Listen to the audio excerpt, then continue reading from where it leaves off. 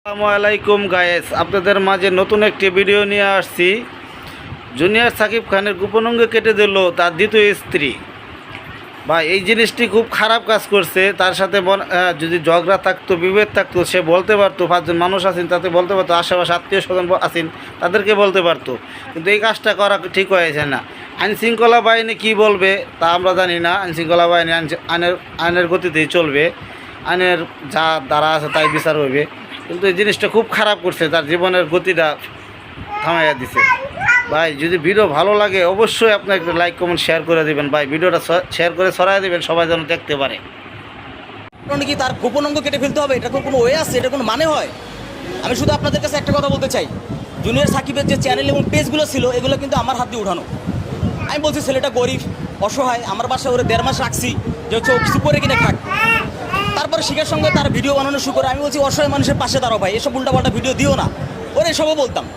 যখন উঠে গেছে, তার ওয়াইফ তাকে কোথাও বেরোতে দেয় না, কোনো অংশই তাকে বেরোতে দিচ্ছিল না। তার কথা, আমার সঙ্গে সংসার করতে হলে কোনো মেয়ের সঙ্গে কথা বলা যাবে না, কোনো ছেলের সঙ্গে কথা বলা যাবে না, কোনো আড্ডা হবে না, কিচ্ছু হবে না। এতে যদি সংসার তুমি করো তাহলে করবা, নাহলে করার কোনো মানে হয় না। তো এক পর্যায়ে কী হলো, তার লাস্টে তার গোপন অঙ্গ যেটাকে বলে আমরা পুরুষাঙ্গ, তাকে কেটে ফেলা হয়েছে। এখন সে মৃত্যুর সঙ্গে হাসপাতালে পাঞ্জা লড়তেছে ভাই। একটা ভুল সিদ্ধান্ত মানুষকে কতদূর নিয়ে যায় আপনারা একটাবার চিন্তা করছেন? একটা ভুল সিদ্ধান্ত মানুষকে কতদূর নিয়ে যাইতে পারে? তার মৃত্যুর সঙ্গে আজকে সে পাঞ্জা লড়তেছে। আমার সঙ্গে আছে মিশা ভাই, আমার মতোই ও ক্লোজ ফ্রেন্ড। তো মিশা ভাইয়ের সঙ্গে একটু আমি কথা বলতেছি। আসসালামু আলাইকুম ভাই। ওয়ালাইকুম আসসালাম। ভাই, ঘটনাটা কী হয়েছিল একটু বলেন তো। এই ঘটনা আসলে বলতে গেলে আমার জল চলে আসে চোখে। কারণ হচ্ছে এই আমার দেখা, আমি জীবনে কখনো দেখি নাই বাস্তবে যে কোনো পুরুষ অঙ্গ কেটে ফেলে। আমি দেখার পর আমার শরীরে এখনও লোম দাঁড়ায় গেছে যে এত জঘন্য যে একটা মহিলা হয়। ভাই, ওই দাবি করে সাকিবকে ভালোবাসে, এটা ভালোবাসা কাকে? এটা ভালোবাসা বলে? একজন যে ভালোবাসে, সে ভালোবাসার মানুষের পুরুষঙ্গ কাটতে পারে? এইটা আসলে ষড়যন্ত্র। আমার মনে হয় যে ওকে মেরে ফেলার একটা প্ল্যান করছিল। আল্লাহ ওরে বাঁচাইছে, কিন্তু বেঁচে আছে, বুকে দম আছে, কিন্তু ওর বিকলাঙ্গ হয়ে বেঁচে থাকতে হবে সারা জীবন। একটা পুরুষাঙ্গ যদি পুরুষের না থাকে, সেই পুরুষের কোনো মূল্য আছে? তো এই যে প্ল্যানটা করছে, শুধু এর গত রাতে ওরে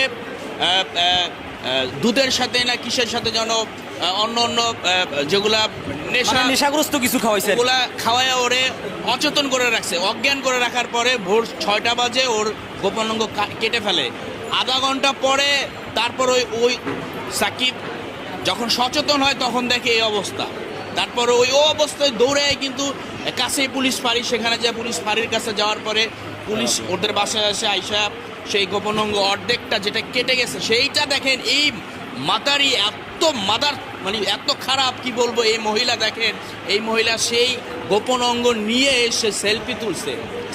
একটা মানুষ কতটা জঘন্য হলে এই ধরনের কাজ আবার সোশ্যাল মিডিয়া আপলোড করে, একটাবার চিন্তা করছেন? সে কেমন ভালোবাসা দেখেছে? এটা আমার জাস্ট একটা প্রশ্ন।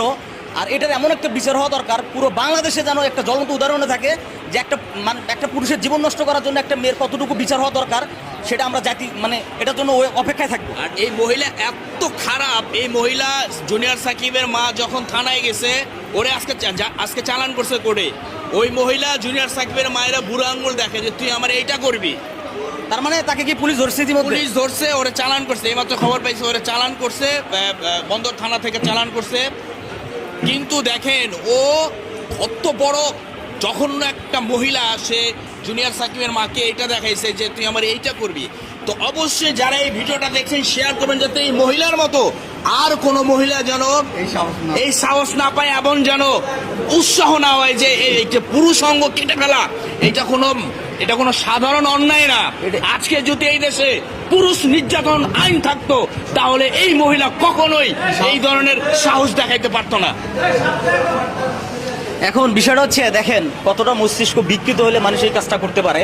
তাকে নেশা করিয়ে, তাকে ঘুমের যখন সে নেশা করছে, তখন সে কিন্তু নেশা করার পরে তাকে এই কাজটা করা হয়। সে কিন্তু আমার ক্লোজ ফ্রেন্ড, আমার সাথে তার অল টাইম চলাফেরা হইতো। ও যখন বিয়েটা করছে, করার পর অনেক আমাকে বলতো ভাই আমি অনেক জ্বালাই আছি। তার ছেলেটার জীবনের ভবিষ্যৎটাই নষ্ট করে দিয়েছে ভাই। এটা কোনো কথা? তার লাইফটাই শেষ। আমি জাস্ট একটা কথা বলতে চাই, এ মেয়ের যেন উচিত বিচার হয়। এটার জন্য জাতি চেয়ে থাকবে, কারণ এটা কিন্তু পুরো বাংলাদেশে একটা আলোড়ন সৃষ্টি করছে, মানে নেগেটিভ পর্যায়ে, যে একটা মেয়ে কিভাবে পারে এত সুন্দর একটা ছেলের জীবন